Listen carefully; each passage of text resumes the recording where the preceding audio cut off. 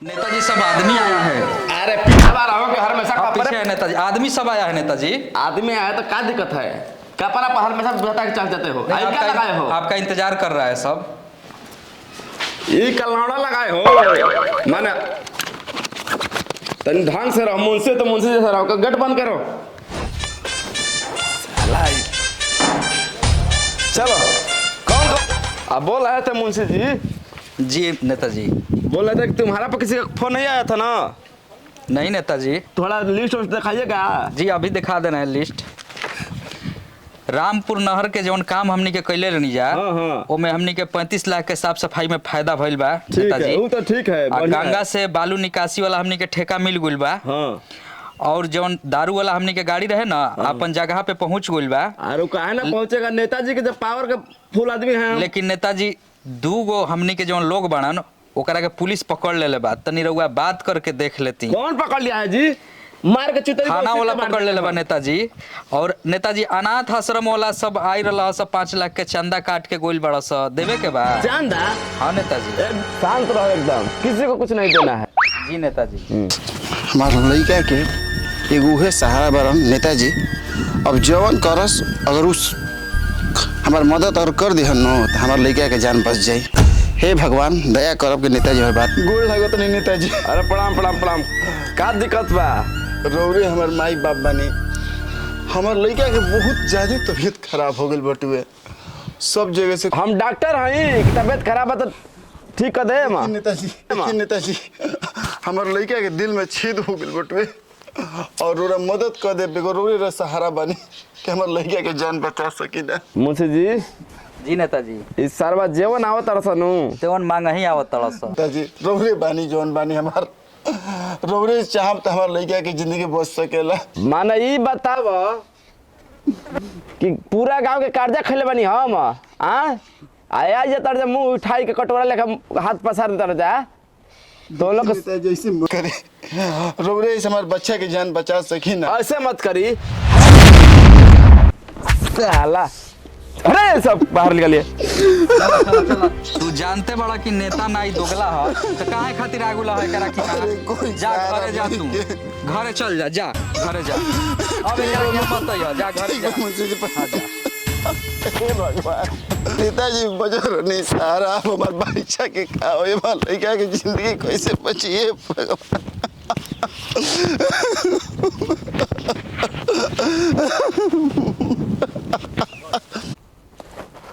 Phone लगाव रे। लगावते तो बानी। का हो गई? का कहता?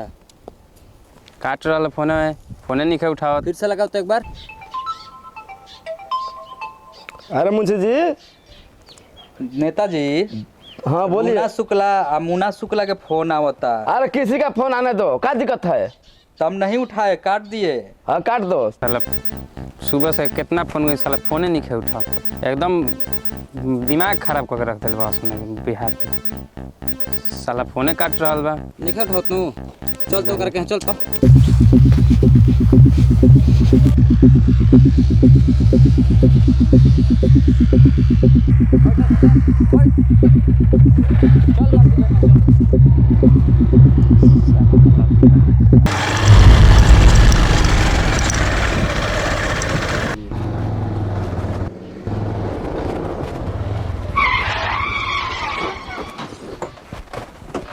कौन आ गया है जी? देखो तो उहे हड़ा नेताजी तो नेताजी। प्रणाम प्रणाम प्रणाम। देखिए नेताजी, हमनी के जौन बात भई रहे कि राउर बीच के जौन रोड़ा बो के हटा देवे के बा, हमनी के तो हटा देनी जा। 50 लाख में हमनी के बात तय भई रहे। जो 5 लाख हमनी के पहले मिलल बया ना, 45 लाख रुपया अभी बाकी बाटे। ठीक, वो 45 लाख रुपया कब कैसे मिली? ए बाबू 3 दिन के साथ हुए गाड़ी में जट जाम गई ल। पानी में रही क्या मगरमच्छ से बैर ना करे के चाहिए। नेताजी। हाँ ई तो बड़ी अधिका बोलत तरसन। शांत रह शांत रह। रउआ बस के नहीं खे रोको, ठीक बा? पैसा आराम से दे दी। देखो ज्यादा तो ऐसे बोलता ना तुम तो क्या कर लेबो ना देबो। क्यों ना हमारा का कोरा उखाड़ लेबो। सुनी। हाँ। सप्ताह जौन बाटे याजबा कल ना रही, ठीक ना? पानी में रही क्या मगरमच्छ से बैर ना करे के चाहिए। ए बच्चा अभी तू बहुत कच्चा बड़ा आ ज्यादा तार खून में उबाल मत हो। बाल के बात कहते तो पैदाइशी हो। वो तो जानते बनी भाई और तनी टेढ़ पर तो उनकर ना तो हमर उनकर तो तनी मनी हम तो हमर पूरा साफ है। आराम से पैसा के हाँ। एक लेन देन करके तारा को तो लोग कहल 20 साली का कि आवे के नहीं खे तो लोग पहुंच जी हमनी के काहे नहीं खे उठक नेता का जी में कहीं काम रहेला। ए छोड़ो ना दिया, चलो चलो। का माने रहना का चल- जाना जा जौन करे हो कर ली हो। तारा के लास्ट वार्निंग देते नेता, पैसा हमार मिल जाए चाहिए, ठीक बा। हम बाबू के तार लंगवा संभाल के बोलना जीभिया कतर दे। लैंग्वेज ही है ठीक बा, केहू के कुछ नहीं के भइल। 24 घंटा 24 घंटा चलो ना इनका के 24 घंटा समझा दे तारा के नेता, ठीक बा। पैसा पहुंच जाए के चाहिए चलो छोड़, ना तो तारे सन नेता के पोंछी में बांध के घुमाई। बस बस छोड़ दो 24 घंटा बस कहा गेल नु।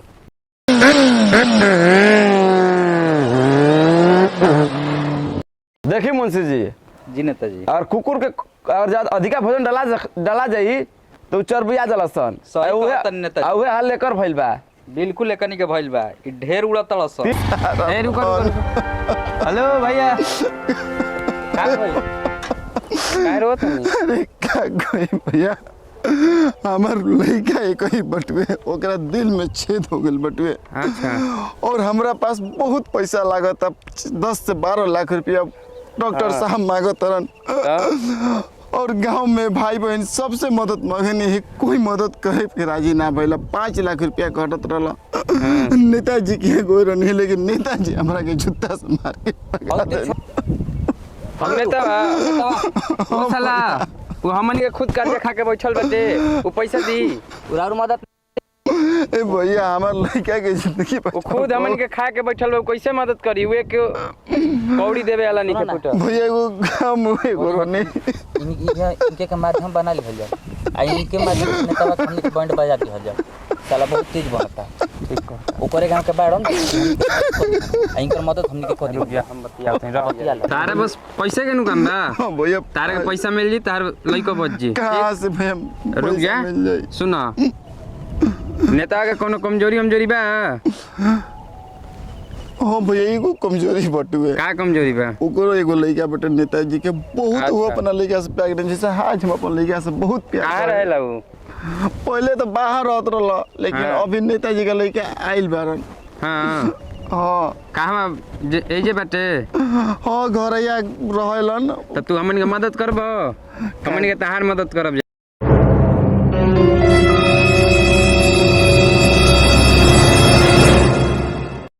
ठीक बस रहे सब साहब। ठीक बा ठीक